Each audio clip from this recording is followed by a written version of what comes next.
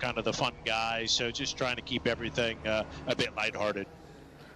Hello, Zach. It's Bernie. So speaking of the fun guy, obviously on the pit wall there, we speak a lot about the drivers, how they feel going into this weekend. But for a lot of the engineers, which we've both worked with yourself, this is the first time you've been in this position where there's potentially a drivers' championship on the line. How do you maintain across the pit wall the calmness that's needed to make the big decisions through the weekend? Yeah, it's my nature.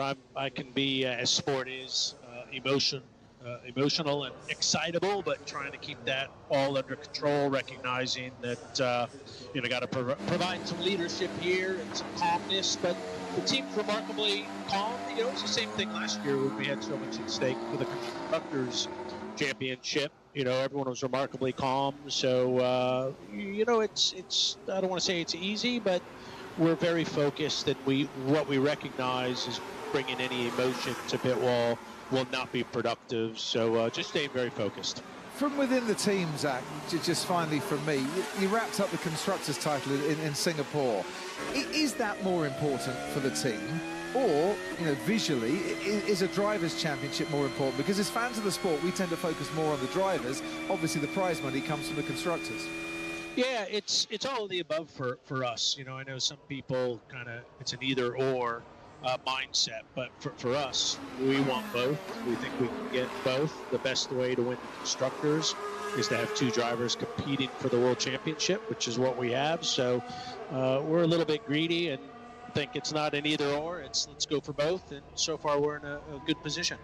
Best of luck this weekend. Zach, thanks ever so much for joining us and giving us that insight. We've got Laura Mekis that we can talk to as well on the Red Bull pit wall. Best of luck to Red Bull in this championship battle too. And we'll get a chance to talk to Laura, and he's just a little bit busy at the moment. So Lando Norris then is out on the track. So far, Pierre Gasly and Franco Colapinto have completed laps. Charles Leclerc has just come out onto the track as well.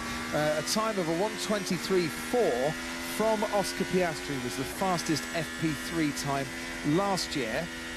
Based on yesterday, Oscar Piastri could do with a much better final practice to give him a bit of momentum, confidence going into qualifying. He was a little off the pace in yesterday evening session. Yeah, they in hindsight now, they made a huge mistake to make it this weekend where he has to give up his car in FP1. I guess when he's 104 points ahead after Zandvoort, or Max Verstappen at that stage, you kind of think it might not go down to the wire at that stage. No, right? Orlando was still right in there. I mean, it's just a mistake, and I wonder if Oscar was attentive enough to those details at the time, or if because he does have sometimes the attitude of I'll let the team get on with it, which is pro, and it helps sometimes, but sometimes it's not ideal.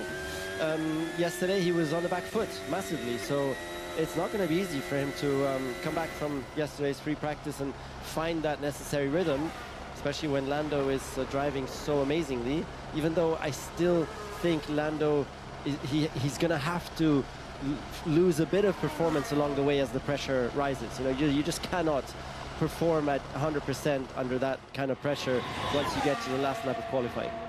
Yeah, I get the point, but I know that Piastri was on the back foot during P2, but the decision about who missed P1 was probably making pre-season. And I think the majority of drivers, given how much we drive in Abu Dhabi, that is one of the preferred tracks to give up P1. And if you look at it from a statistics point and an engineering point of view, there's 24 races in this championship. They're all worth the same number of points.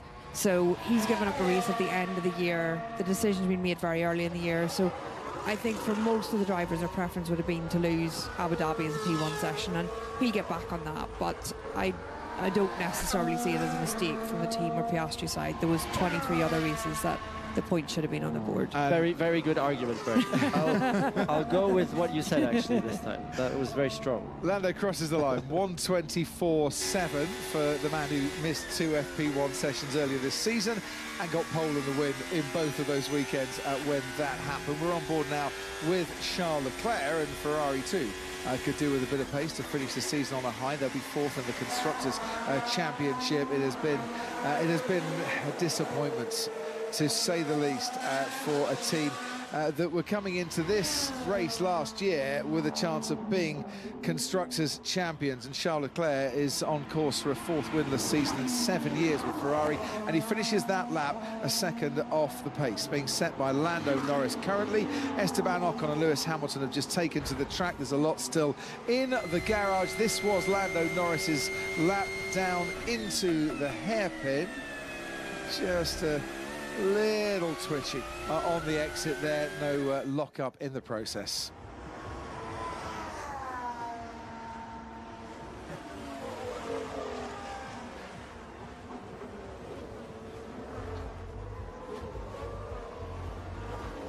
This is very Formula One, this, isn't it? You know, we're all pumped up, we're excited for the green light, and then just sit around and wait. They need more tyres for this session, Bernie, that's what they need. Well, yeah, it's and a real balance. It's a real balance, isn't it, between the number of tyres they have over the weekend. I think it has improved, you know, the current regulations having 2 sets effectively for each session. The way it's ended up today, most people are going to run this session 2 sets of soft tyres, so limited laps. It was exactly the same yesterday with Lewis. I was just going to say... Turn 1 and going wide. Yeah, I was just going to say, let's see if he can... let's see if he's improved this car from yesterday, and let's see if he can put it together today. And turn 1 immediately already off track, which I think the time's going to be deleted. Missed the apex there by 4 meters in turn, what is that one called? The hairpin, yeah, 5. So rough start here for Lewis. But the car just was doing that yesterday as well. Yeah. Lewis has done enough laps here to make me think that isn't driver error going that far wide. That's just a car that's not sticking to the ground for him. No, sure, absolutely. The car is just not good. It's not performing well. It's difficult to drive, and Lewis is particularly struggling with that, even more so than Charles. Better middle sector. This is turn 9. Track obviously has changed in the last few years from 2020, where we used to have 2 chicanes down the 2 back straights. Now we go into the it's like a long parabolica, isn't it? It's turn 9.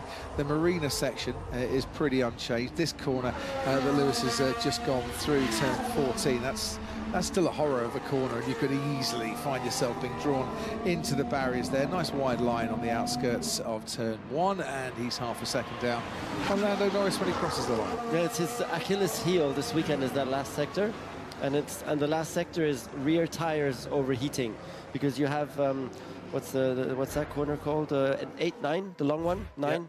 9, the long one there, the long fast one. The rears just overheat massively, and then you come into that whole last section through that super fast double left, which is flat out. By then your rears are blazing hot, because in high-speed corners that's where the most energy goes into the tires, and where you're heating up those tires massively. And then you go into the slow stuff, and you just don't have traction anymore because the rear tires are way too hot, and he's struggling with that. And again today it looks the same. Achilles heel. Yes, it's more like an Achilles wheel, isn't it, really? Achilles wheel. That's a strong one. Yeah, because like, keep that one in mind. Got wheels on his car. Right? Save your terrible jokes for Christmas. Christmas is coming, Bern. Christmas is coming. 6th of December. We're still not finished. That's not when Christmas is. Anyway, I was just going to pick up on Nico's point. You know, it is very important here, the balance between the internal temperature of the tyres and the surface temperature of the tyres.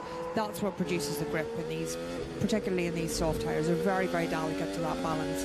And little overheating, running wide, any sort of lock-ups, very detrimental to what happens in the following corners after that. Here's Lance Stroll. 3rd fastest, half a second down in the Aston Martin for Lance Stroll. Pointless in the last 8 Grand Prix weekends. A bit like last year, he finished the last 11 rounds without scoring a point as well. Yuki Tsunoda currently on a flying lap, going rather well.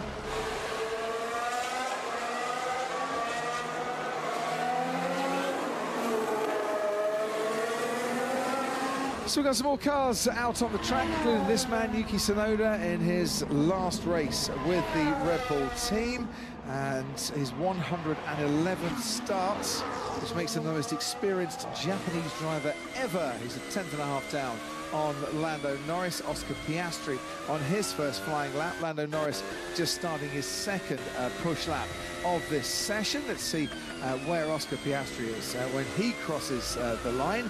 It's a little bit outside his teammate, 4/10ths down. He was okay in the beginning of the lap, and then just lost a lot of time as the lap went on. Oof, that didn't look good for Lando either. Massive oversteer. Yeah, just looking here in comparison, 17.4, not bad to start with, 36.7 and a 30.9 for his next two sectors. And Lando Norris on this lap, finding 3/10 on Oscar Piastri already for through the first couple of sectors on this one. We've got Lewis Hamilton in 4th after completing just one push lap, and then heading back into the garage. Pierre Gasly is 6th. Don't discount Pierre Gasly for a top 10 starts at least, Q3 in the last two race weekends. And he started 5th, I think, on the grid here last year. He did. Norris crosses the line, didn't improve in the final sector, which makes me wonder if the tyre's taken a bit of a punishment by then. Yeah, but he still improved his lap time, right, by 2/10 and a bit. So he's looking really strong again from the get-go here today. But it looked like a bad lap, actually, because of so much oversteer. Look here. Look at this big snap coming out here now. Massive oversteer. Look at the counter steering on the steering wheel. Yeah, massive oversteer. That's not fast to drive like that, you know, because you lose a lot of time. You have to lift off the throttle. You overheat those rear tires. But still, lap time-wise, it's looking good again. What's inducing that oversteer? So it's temperatures, because last night they were practicing with very low temperatures. And now it's the hottest it's been this weekend. Where did you say track temperatures were? 38. And what happens when track temperature is higher is just rear grip. That's the main one. You lose rear grip, which makes it very difficult for them. And that's the usual challenge here this weekend. The setup required to go fast at the moment out there is very different to the setup required than for qualifying, as the grip comes up and as the track temperature drops. I remember in my time it was usually 2 front bars that you could go softer as you were going to qualifying. So you could give the front more grip, just because the rear also had more grip due to lower temperatures, which is quite a big step, you know, and that's always a little bit of an unknown. But you don't want to make too many changes right now, because it's very different when you go qualifying later. Right, Ted, some parish notices. You hinted at a couple of drivers who went AWOL yesterday when they should have been entertaining the fans, and I think someone's broke the curfew as well last night. Well, 4 teams broke the curfew, because this is the last chance they have to break it, and if they've got a joker left in their pack, then why not? So it's Aston Martin, Alpine, Racing Bulls and Williams. They all just were leisurely, Crofty, in not going home when they were told to, having the mechanics here when they were supposed to be taking a break, and taking their time to prepare their cars for today. So they broke the curfew, but nothing happens to them, because it's one of their 2 accepted times for the season. And Aston Martin have been fined 25... Oh, sorry, Ted. Sorry. I'm just going to break in there, because we were just seeing a little replay of Yuki Tsunoda, what's the word I'm looking for, dawdling on the racing line, and Lando Norris approaching him at a rate of knots. Now, Yuki has said sorry, and obviously didn't realise Lando was there, but we keep saying it, keep off the racing line if you're doing that sort of speeds. That, Nico, could have been really nasty. That was very, very dangerous, because it's a blind corner. You come through there completely blind, and there's Yuki in the middle, just going slowly, which in itself is a bit of a very strange thing to do. That will definitely be reported to the stewards, because it was very dangerous. Yeah. Wow, that was great reactions there from Lando Norris to avoid, Bernie, what could have been to say a car braking incident, putting it mildly.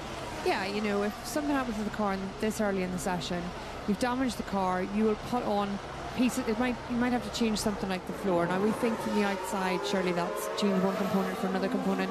The setup of those is so difficult. You just don't want that going into qualifying. You don't want to miss the laps in this session, and you don't want to have to replace what at this stage of the year is probably a substandard car. You're getting to the bottom of the pile of spares. The team, because of the cost cap, not sitting with lots of stuff in the box. So yeah, very lucky to get away with that. And those sections of the track here, GPS very poor, radio comms is very poor, but that means you should just be on it. You should be off the racing line, like you said. As a driver, you know when you're on the racing line or not, and you should be using your mirrors, or at least keeping to the side. Right, Ted, Max Verstappen on a flying lap here. We'll watch that. You can go back to the parish notices.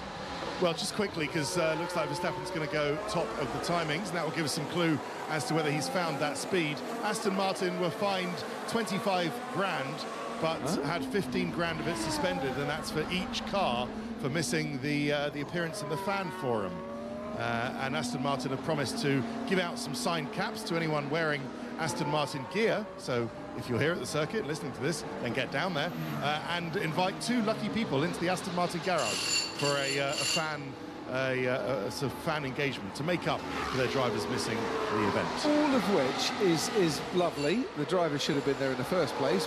But what I don't get is why they've had to pay 20 grand for missing a fan engagement, where we see things like unsafe releases in practice from pit stops, which could be very dangerous, attracting something only like a 5 grand fine. It seems a bit disproportionate in the side of we should be thinking about safety and a bigger deterrent for some of these ongoing situations in the pit lane. Yeah, I was just thinking, Crofty, if I'd stood around waiting to see Lance Stroll or Fernando Alonso, I'd be pretty upset with my sign cap and police of that, because, you know, there's a lot of fans here that really want to see the drivers. They're really passionate about seeing the drivers. That's what we're here for.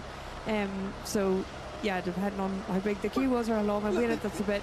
They should be there, but 20 grand seems a lot when it's, you know, I think not as much for other things. That's the reason, you know. The drivers, they're all very highly paid. The teams, if you can just get out of it with a very small fine, then we want to highly discourage drivers from doing that. We want the fine to be significant enough that not week in, week out, they just say, I'm not feeling great, or I can't be bothered, or whatever. We want, you know, we need to embrace the fans that are here at the track, people that have paid money to come and stand and queue for the drivers. So I think the fine needs to be quite high. So the question might be, is the fine for an unsafe release not high enough? Exactly. You know, maybe the other way around. And I'll pass on that one. But I think the fine for an unsafe release needs to be very relative to what caused unsafe release and why and how dangerous it actually was at the end. One thing the drivers did all turn up to, Nico, this week was the dinner, the driver dinner, kind of the last supper before the end of the season. I mean, what a gorgeous bunch they are. If you look to your right, you can be a body language expert, see how happy they all are. Is it true Pierre Gasly picked up the tab for it? I don't know if that's true or not, but when I counted, I only counted 17 drivers, so there must be some fines for not attending team dinners as well. Yeah, I thought they were all there. Were you doing that in 2016? A little bit sometimes, but not really regularly. But it's a really nice thing to do, isn't it? I think it's great that the drivers get together. It's also a nice sign towards the fans that F1 is a family, and I think it's fantastic. 4 years ago here, you might not have had Lewis and Max stood next to each other, posing for the photo there. Gabriel Bortoletto next to his mates and mentor Max, Oscar Piastri, separated from Lando Norris by George Russell. I hope they all had a really great night, and if Pierre Gasly did pick up the tab, I hope he's got a receipt and he can put it on expenses. He's probably not submitting that on expenses, is he? But, no, it's brilliant that, you know, and like Nico says, we spend so much of the calendar year together at these times. So 24 races. Mate, honestly, yeah, he was sitting in the middle. Probably didn't get full. like middle of the track, literally middle of the track. Yeah, it was the middle of the track, looked like Esteban Ocon to me as well. And this is where the engineers, where the race engineers have to be very much on it. Hulkenberg, Lance and Fernando didn't attend the drivers' dinner. You counted 17 correctly. I can still count, that's good to know, isn't it? Fernando again, huh? Yeah, why He's missing these things. And but can we just say that there's a remote chance that Fernando can be world champion next year? Yes. They have Adrian Newey, the greatest designer of all time, who's done nothing else the last 12 months than being tucked into the factory there, designing this new car to these new regulations. Who knows? No, it could be... I'll counter that with 9 months, because we started in March. Officially, right? Officially. How about unofficially? I have no idea. He might have been doodling. So let's say let's find some middle ground between our numbers, right, Crofty? 10 months. 10 months. Let's go for 10.5. And the engine, we're led to believe, is a little bit behind on development. You know, when Honda disbanded, a lot of their staff, you know, went off and did other projects. They've had to get the old band back together again. That caused maybe a few delays. I'd say Fernando Alonso would have a much better chance in 2027 if he's still around, which he may well be, because you know what? He's driving well enough, I think, to still deserve his place on that grid. Well, I'd say that next year, if we have a total reset, all 22 drivers have potentially a chance to be world champion at the beginning of the year. They all start in 0. I had to correct this up there. I think that, you know, I think that Adrian Newey's very exciting there. Fernando's clearly still very driven in terms of driving. You know, he does get everything out of the car.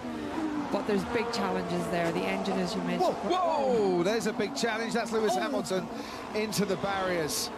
And Hamilton at turn 9 has gone off. We've already talked about how difficult that car looks to drive. Crofty, he's trying to put in reverse. Shall we tell him he's missing a tyre? I think so. Anyway, they've red flagged it. He doesn't need to put it in reverse now. Hopefully he's okay anyways, first of all, because that was a pretty big one. Well, turn 9, that's what, 110 miles an hour, yeah, that corner. But it looks okay. It looks okay, because he's gone in forwards. It should be fine. Ooh, what happened there?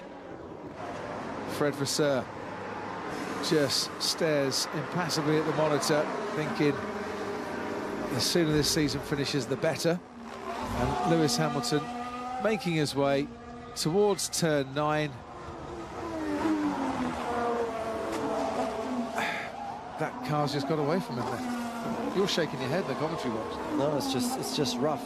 Oh, but I have to say he was really going well until that point in time. It starts on the entry already. It starts with bottoming as he was turning in. That already loosened up the rear. And then it just had a follow-on effect. Let's look from the onboard. Let's look at the steering wheel also. So you see this bumping here. Yeah, he's already loose right in the beginning. Which can be aero, mainly. Something buckled at the front and snapped the rear. Oh, wow, yeah. So he literally, okay? he literally thinks something broke or something. Yeah, I was trying to look to see if the front left locked as he was going over the white line or the curb or something there, but I don't think he'd even got that far at the point that he loses the car. And then, like you say, he goes in largely front end on, but slightly to the front right. So that front right suspension, as you can see, pretty badly damaged there. So even if they get the car back into the garage in this session, which is not a guarantee, because they put it on the truck and it sometimes comes back to close to the garage, but doesn't make its way down to Kalian, then there's a lot of work on that front right corner that I don't think is going to get that car out before the end of the session. Most successful driver here at the Yas Marina circuit with 5 wins and 5 poles, and Lewis Hamilton is picking up pieces of his front wing, putting them back into the cockpit, and that is his session, I would imagine, done, and a red flag stopping everything.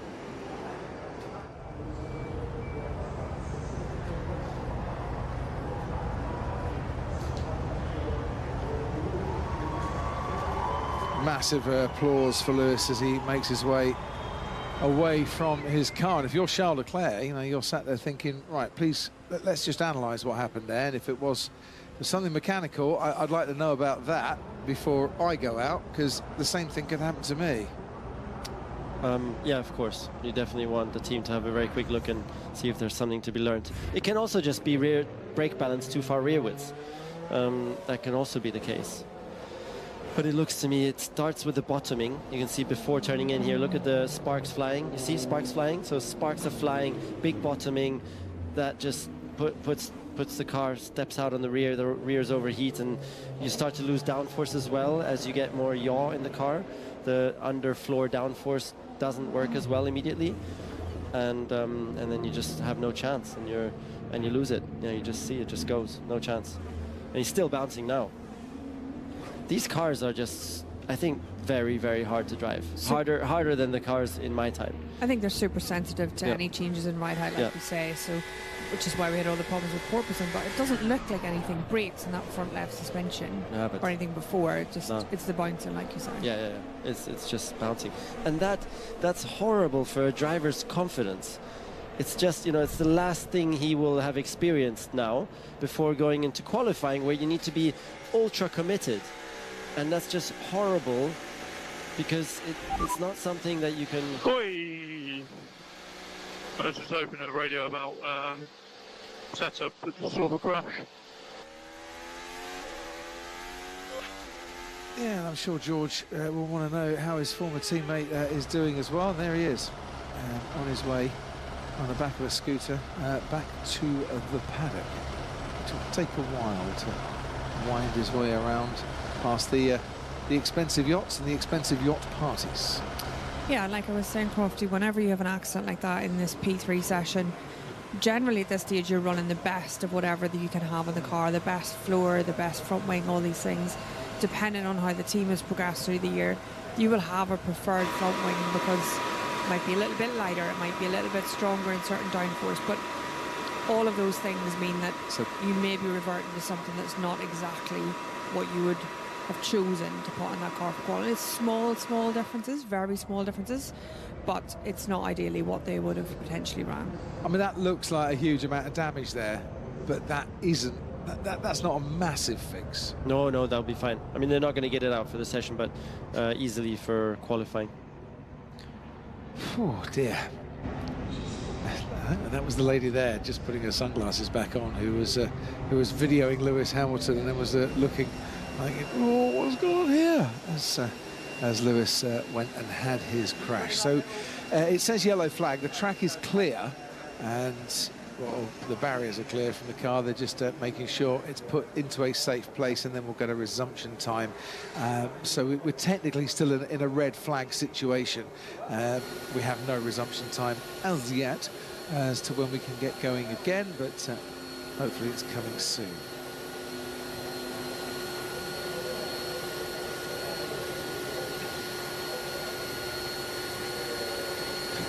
Most successful driver here in Abu Dhabi is Lewis Hamilton, and something on his car caused it to bounce, snap, and he lost control. Nothing he could do about that. Oi! I was just hoping at the radio about setup that just saw the crash.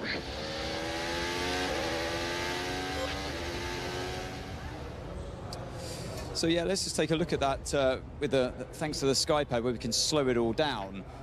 One other thing that we haven't noticed just yet is that there's another car in front of Lewis before he approaches the corner, and actually continues to catch that car on the approach. So don't forget, that's going to be kicking up all of that turbulent air coming off the back of it, and that's another potential contributing factor to how you lose control at such a high-speed corner on the track.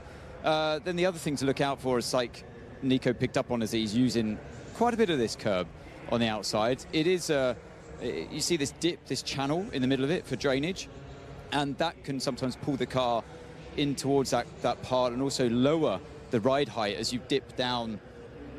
Just try and get the right tool there as it dips downwards and then up on the other side. Obviously I've drawn a more extreme version of what that curb's doing there, but as you go into that little gully, it can lower the car and actually create this moment here where it essentially creates like this ridge in the road, and that's where more bottoming could have come from.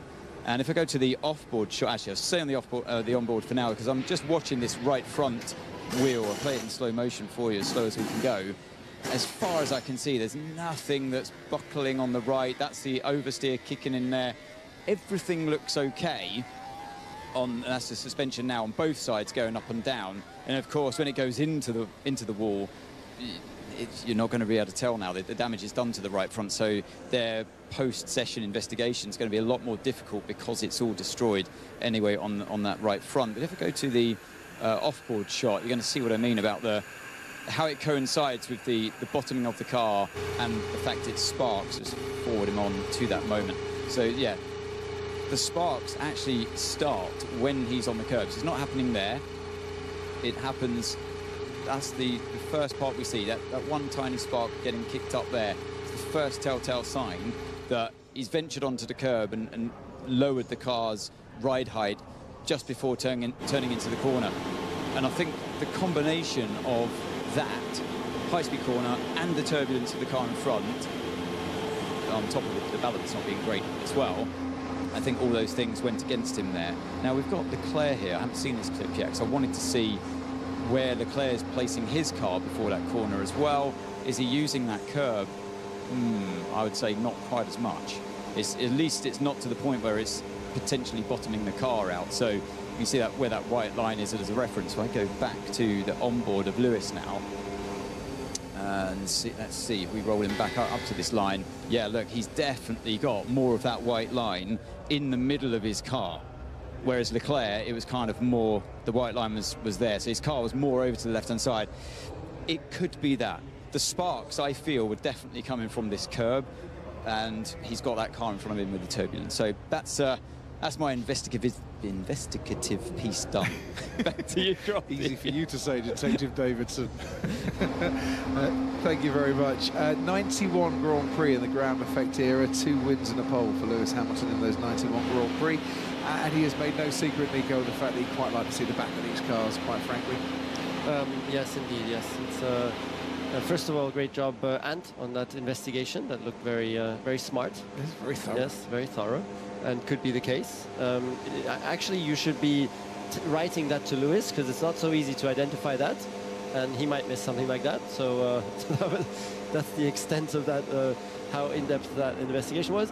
And for Lewis, yeah, no, I mean, it's a nightmare. It's a nightmare, and he cannot wait to get out of this car, and has hope that next year's car can bring him back in a way. Absolutely. Ted, we got a resumption. 1 minute, 45 seconds to go. And everybody absolutely scampers out of the pits to queue up at the end of the pit lane, under 20 minutes to go. So they need to get on with it. Just hearing from Marc Genet, who works with the Ferrari team, is telling us that what Ferrari is saying is that they just the car back, need to talk to Lewis, need to have a look at the back just to rule out that it's any kind of mechanical failure that's spun him off and into the barrier, or whether it is just the bottoming out, as Anthony suggests. But yeah, just the worst possible outcome for Lewis going into qualifying.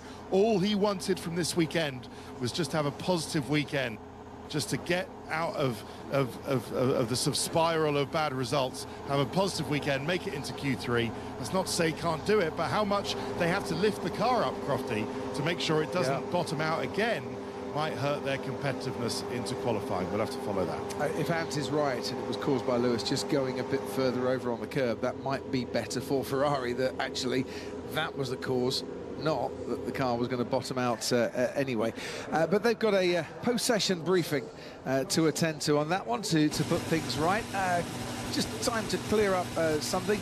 You remember the Lando Norris-Yuki Tsunoda incident, where Lando had to move quite rapidly at the last minute to avoid hitting Yuki Tsunoda. That's going to be investigated by the stewards after this session. So there was another incident. With Gasly and Ocon. No, you chucked a whole bottle of water onto all your notes. And dear audience, you have no idea. Crofty's notes, it's like one page and it's rammed. You need a microscope to read them. And that one page is flooded. Yeah. And it's unreadable. Yeah. So we got a water situation. We had a very, you can be happy that the microphones were off, because we had a very, very angry Crofty here in light of that incident. Water way to finish the year. Honestly, Nick, I might be up late tonight redoing those notes, my friend. This is not how I was celebrating. I was going to go and see Metallica tonight. No, Metallica's cancelled. Metallica might be cancelled. It's going to be note-taking evening. I mean, I'll hold them up to the camera. I'll hold them up to the camera if you can see it. Look, we've got water damage all down there. It's, honestly, Mark, our sound supervisor, might just have to go and dry those out in the sunshine. That's his lunch break cancelled as well, to be fair. Right, Alex Albon's been noted for an unsafe release, so that might get investigated. Bernie Collins has got a notebook out. I'm keeping mine well away from the desk and from you, that's all. I'm just trying to hold it as close to me as I can. We've got like a puddle on the desk in front of me here as well. And this, Bernie, could be a very busy 16 minutes to come. Yeah, exactly. I was just trying to work out. That's Alex Albon in front, behind Carlos Sainz. Was that an unsafe release? I think we need to see who's behind him, really. This is the angle. See this at the moment. Is he coming soon? Hard to tell from those two, I would say, Crofty, but those things in this session tend to be got away with anyway, because the cars are coming out. Basically what happens for people that don't watch all the time, but the cars aren't allowed to leave the garage until we have a restart time. And what you can see there in advance of that restart time was everyone's in the garage, fired up, hands held to stop them leaving, trying to get out as quickly as possible, because they're all trying to vie for a little bit of clear space, try and get the laps in. Like you say, there's only 15 minutes left on the clock now to get your final set of soft tyre. This is a final preparation for qualifying. It's the closest temperature, although the track temperature's only dropped to 37. this is the best chance of making sure that your car is as good as it can possibly be for qualifying, and that red flag means that the time they have to do it is quite limited. So here's the man that's fastest there, Max Verstappen, about 6/100ths of a second clear of Lance Stroll, which is a decent lap there from Lance. We don't know fuel loads, we don't know engine modes, but only 6/100ths of a second between Verstappen and Stroll. Ollie Behrman, who was going well yesterday, is within a 10th of Verstappen as well. Lewis Hamilton won't be taking part after that crash. Charles Leclerc, 5th fastest, Hamilton just a couple of tenths down. Now Lando Norris just under 3 tenths down, set his lap time an awful lot earlier. Oscar Piastri did too. Piastri finds himself 8 tenths off the pace here, Nico, and down in P15, which, you know, if that's his form going into qualifying at this stage, that's a worry, but he's got 14 minutes to do something about that. He is very worried at this stage, because so far this whole weekend has just gone very poorly, and he now has, exactly as you say, 14 minutes to try and turn that around. This is the last chance, because you're not going to find massive performance in qualifying anymore. It's now that you have to learn, build up that confidence, find the right car balance. This is critical. So here's Ollie Behrman on a flying lap, not improving through the middle sector on this lap, but getting some improvement during the first sector. I would imagine, Nico, all drivers fueled certainly enough for 2 flying laps between now and the checkered flag, and with a bit more fuel on top, because they might still want to disguise what their true pace actually is. Usually it's 20 kilograms. 20 kilograms, which is a little bit of a disguise, and it gives you that flexibility to do kind of as many laps as you'll need. So that's what it is. But this is the moment where you could be a Max Verstappen and drop it to 10 kilograms to play some mind games, you know, and he has nothing to lose. So throw everything at it. You mean the Max Verstappen is just on a 17.0 for the first sector, which is the best we've seen so far? Maybe it's 10 kilograms. That would definitely help improve the first sector performance. It certainly would. Right, Piastri is just making his way around the final corner to start his flying lap. Here comes George Russell to ends and only go P13. So maybe a bit more pace he needs to find as well. Antonelli crosses the line, goes at P15, and Isaac Hadjar is having engine setting issues as Verstappen goes quickest still by an extra 1/10 of a second. Yuki Tsunoda pulls into the pits after doing the best middle sector, so we won't actually know what would have been his time. And Piastri now with a 17.0 in the first sector. We say he's got time to do something about it, and he's just nailed a really good first sector. Still 2 sectors to go. Here he goes, Nico. Take us through the rest of this. Yeah, so super awesome start to the lap. No traffic ahead of him. Let's see that he doesn't take too much curb on the entry here and doesn't do a Hamilton. Very conservative. You saw how he stayed away from it there. So perhaps Ant is absolutely right. Great momentum through there. This is a good lap, but of course the reference is not the highest reference yet. The others are still going to go faster. Massive traffic here, but looking very solid there, carrying the speed. Bit of oversteer coming now. The rear is starting to slide out a little bit, but no mistakes there. And let's see how he gets through the last corner. Again, no traffic. Yeah, good car balance. Nailed the exit there. Very clean lap. And not bad. Destroys Max Verstappen's time there. Moves into the mid-123s, Bernie.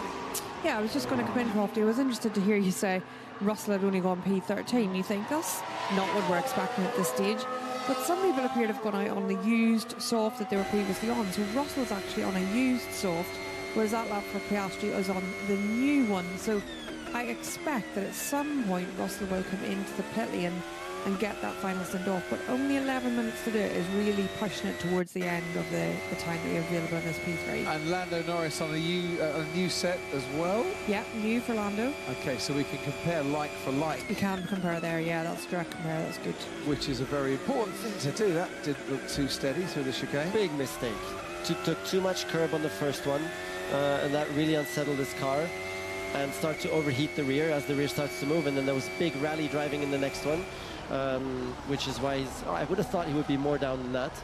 That's still decent. The problem is it kind of continues through the lap. Once you get rear tires too hot, it just keeps going and going. So it's going to be difficult for him to do a super strong last sector, but let's see. Looking clean, and this sector has been his strongest out of everybody so far this weekend. He's been mighty here. you gain time here, but by not losing time, if that makes sense. Yeah. Here, the particular thing about that corner is you don't drive it normally in the last lap, in the last corner. You just go massively fast in, try and survive the exit, because the exit doesn't matter because you have the start-finish line coming right up. So you drive it very differently, beginning of lap to end of lap. What was it you were saying about the final sector being brilliant for Lando Norris? 3/10 he picked up on his teammate in that final sector alone. It's only a 30-second sector as well. Yeah, very impressive, yeah. I think as well there, you know, as Nico talks through Piastri's lap, he had a lot more traffic through that final sector, and the way Lando Norris had set that up with the team, he had a very, very clear final sector, and that's so important in those corners to not have a car even 4 or 5 seconds ahead. Down to Ted. Kimi Antonelli has hit Yuki Tsunoda in the pit lane, has broken Kimi Antonelli's front wing. This is always going to happen with these guys pushing it really hardly. Now Max Verstappen's coming down the pit lane while their marshals trying to sort it out. It happened right in front of me, right in front of the Aston Martin garage. What a mess, and something Mercedes and Red Bull did not need. You're about to get some replays. Earlier in the season, we had Max Verstappen and Kimi Antonelli tangling in the pit lane. Red Bull and Mercedes. We'll see what the pictures show us, but yeah, that did look like a fair amount of carbon fibre that have been scattered around. So Alex Albon, by the way, his potential unsafe release is going to be investigated after the session. Meanwhile, there's a few cars. We saw Nico Hülkenberg in that final sector looking quite tough to handle at the moment. These soft tyres giving you plenty to think about in the final part of the lap if you've pushed too hard in the first 2/3. Ted, down to you again. It will be an unsafe release for Mercedes and a big fine, because Kimi Antonelli just done a pit stop and was released into the path of Yuki Tsunoda. Yuki Tsunoda didn't brake, and then he just went into the side. Damaged quite a lot of Yuki Tsunoda's car as well, so I'm surprised to see Yuki Tsunoda is still circulating. He's got a big clonk to his side pod and his floor. So damaged car to the Red Bull too at a crucial time going into qualifying. The stewards haven't got us on, so I can say this in the stewards' room, but I wonder if it'll be a €25,000 fine for an unsafe release, like it was for missing a fan event.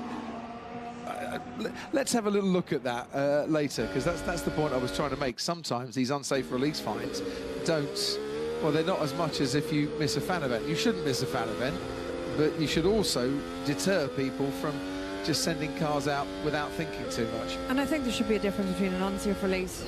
Just watching this lap from Alonso looks very impressive. Let's see how it actually finishes off. Not bad. That's good.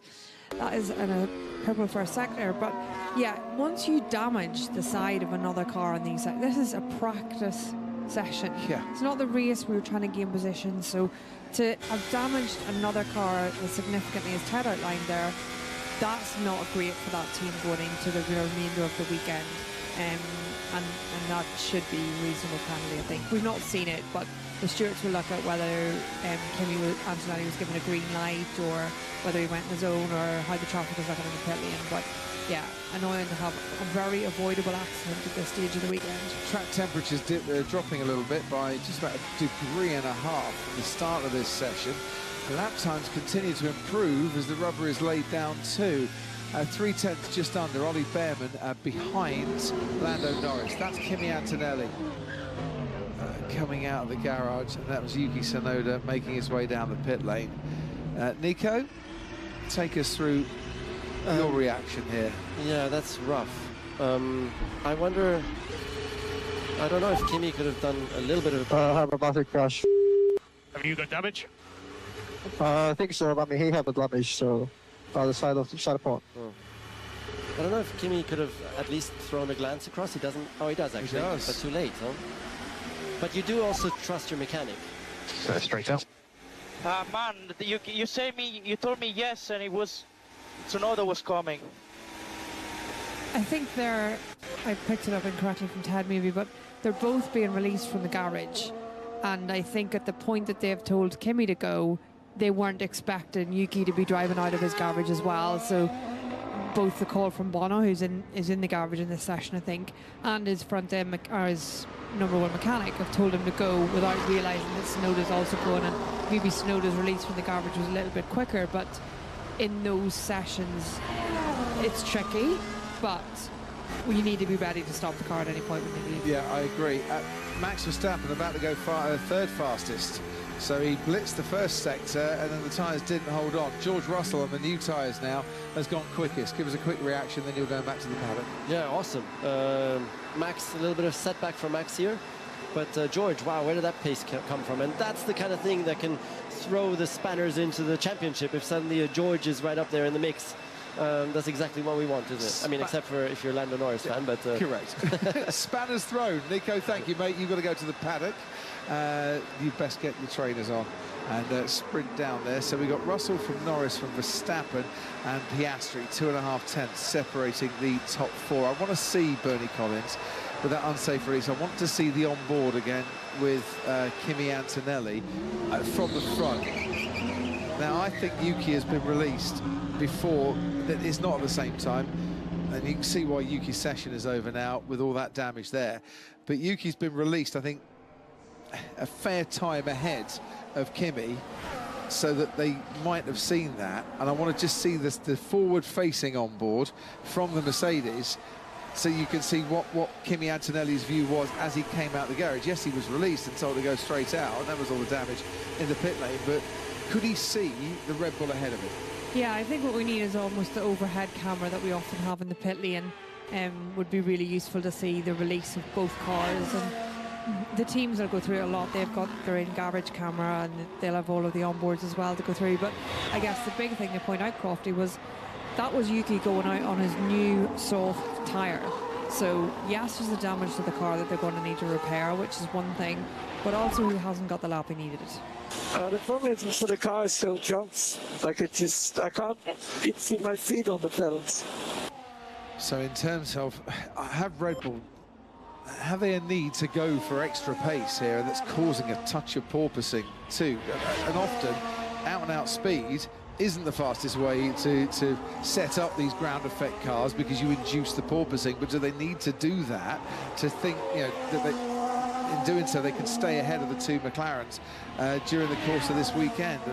Are they pushing it to that knife edge where dialing back in the long run might be a little bit better? We'll see. Hulkenberg crosses the line, stays 10th fastest. Piastri's improved in the middle sector. Norris has improved in the first sector. Here's Piastri to cross the line, stays 4th fastest. Antonelli with the first 2 sectors done, only a 10th off the pace, and Lando Norris continues on his way towards the chicane at turn 6. Yeah, it'll be interesting. This is Kimi's first run on his soft tyre, on any soft tyre actually, because he ran in Belgium first. So it'd be good to see a time on the board for him. Obviously, they've been fit to just change the front wing. That seemed to be the only damage to his car, and get him back out again, which is vital. Let's see how this lap. Bit wide at the exit. It was a touch wide at the exit, even though that line is nice and wide and allows you to do that. Yeah, just to pick up on the Verstappen comment, I wondered, you know, given what Nico said earlier with the nervousness in his leg and not being able to keep his foot engaged with the throttle, you know, these throttles are so sensitive in these cars, and we do lots of things. We put in like a damper behind the throttle in order to try and balance it, so it always returns to its position, so it's sort of the throttle pedal pushes against your foot a little bit, but still any sort of movement on that throttle will be picked up by the engine and therefore lead to not as smooth a drive as you like. Just 4 1/1000ths of a second between George Russell and Lando Norris. That last lap of Lando Norris's wasn't his best in this session. Lewis Hamilton was 4th fastest when he had his crash. He's now down in P18. Given the improvement in the track and the times as well in the last 20 minutes or so. Someone had a bit of a moment and ran wide towards the end of the lap, but that was quickly sorted out. Verstappen's going very slowly in that sector, but I don't know if he's just prepping for a lap or if something's happening. Yeah, is this for...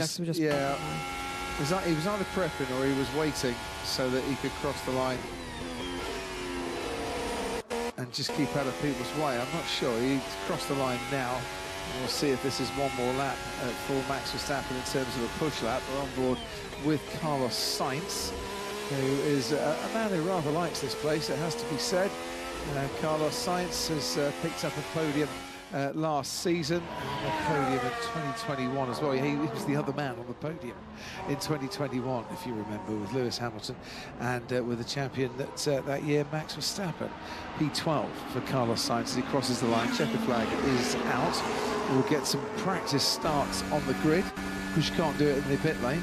Yeah, you can't do it in the pit lane here. It's very unusual pit lane here, where it crosses under the track and you emerge sort of on the inside of turn 3, so that's a bit unusual, because the pit lane, the garages here are actually on the outside of the track, which isn't that normal either. So this is a bit of an unusual pit exit, which is why we don't do starts in the pit lane, and why the starts on the grid are very, very important for all of these cars to get data. And even though we've got different track temperatures here, different tyres, different fuel loads, the system engineers within these teams can still take away the launch performance practice and how the cars are positioned in the throttle. And Verstappen really trying to make best use of this final lap that he's got in to get that. He's going to be the last person to cross the line on a flying lap, but can he improve? No, is the answer to that. Stays just a 1/10.5 off the pace. You can hear the planks scraping on the ground there, and you can almost sense just a little bit of bumping and porpoising too. Max Verstappen third fastest. You got to feel for his teammate Yuki Tsunoda, no fault of his own that he didn't get a chance to get that run in on the new soft tyres. After Kimi Antonelli was released into his path, the stewards will look at that after the session. Lunch cancelled, I think, in the stewards' room. They've got quite a bit to look at. Yeah, they will be quite busy in terms of those unsafe releases, and they'll go through them in order, of course. And I think that one is, we didn't actually see any fallout from the one earlier for Albon, but that one's quite significant in terms of missing a lap for Yuki Tsunoda, the damage that's inflicted on the car. So that is something that they all need to learn from. But these guys it's a very wide pit lane here. You know, they've got almost double the depth that you would have in a normal pit lane of the concrete before you get to the fast lane. So maybe they've just been going a little bit quicker by the time they get to the fast lane compared to where they are. So that is practice done then for this season. From now on in, every single revolution of the wheels counts. And on the pit wall for us this weekend, Laura Mekis, team principal at Red Bull, Zak Brown, CEO at McLaren. Gentlemen, thank you so much for everything you've done and your teams have done this year to give us a lot to talk about. And I know you wanted to say a few words to each other before we get into the serious business. So, Zak, over to you first. Yeah, it's been a awesome year, and we're looking forward to Sunday, and we just wanted to ask Laurent what tires he thought he might start on tomorrow. Lauren, you need to press your button. We can't quite hear you at the moment. Try that. Yeah, it's been a great fight, and it's great for the fans. So super happy to be in it. Both teams have been doing amazing jobs, and for the tires, we'll take the ultra soft that Pirelli has made just for us this weekend. Zak, do you want to come back? Strange, the same tire we're going to start on. It looks like it might be a good race. I hope that you both enjoy this race, gentlemen, and qualifying too. May the best driver get pole. May the best driver win. Thank you once again. I hope you have a great night tonight and tomorrow. Looking forward to it, and it's going to be a great race. Excited for the fans. Indeed, great for the fans, and we'll enjoy it as well on this side. Magnificent. Thank you so much. We will talk to you both again separately next time, but we just wanted to bring you two together as we try and bring the world of Formula One together for the decider in the desert, the dust up in the desert. Who knows where this championship will finish when the dust has settled? And whilst we're focusing on, is it Lando, is it Oscar, is it Max that's going to get pole, Mr. Saturday, George Russell, has come and taken the final honours for the final session of practice. And he's 4 1,000ths of a second faster than Lando Norris. And Max Verstappen is just over a 10th back. And Oscar Piastri, 2.5 tenths back, but that's as close as he's been to his teammate this weekend. That improvement for him has continued. For Fernando Alonso's put himself in the mix, P4 there as well. Ollie Behrman's up there, P7. Kimi Antonelli's got to go and see the stewards. He crashed into Yuki Tsunoda in the pit lane. Yuki Tsunoda seemed to impede Lando Norris. They've got to see the stewards too. Alex Albon, who was 10th, has also got to see the stewards for an unsafe release, and then they can have lunch. And hopefully by that time, Ferrari have put Lewis Hamilton's car together, and we can get down to qualifying. Last 10 races here have been won from pole. How crucial will that be tonight? Could be extremely crucial. Great to see the sportsmanship between Laurent Mekies and Zach Brown, but that's the details. Qualifying gets underway. 1:15 here on Sky Sports F1, and as Crofty was saying, pole has been so important all season, not just here in Abu Dhabi, with 15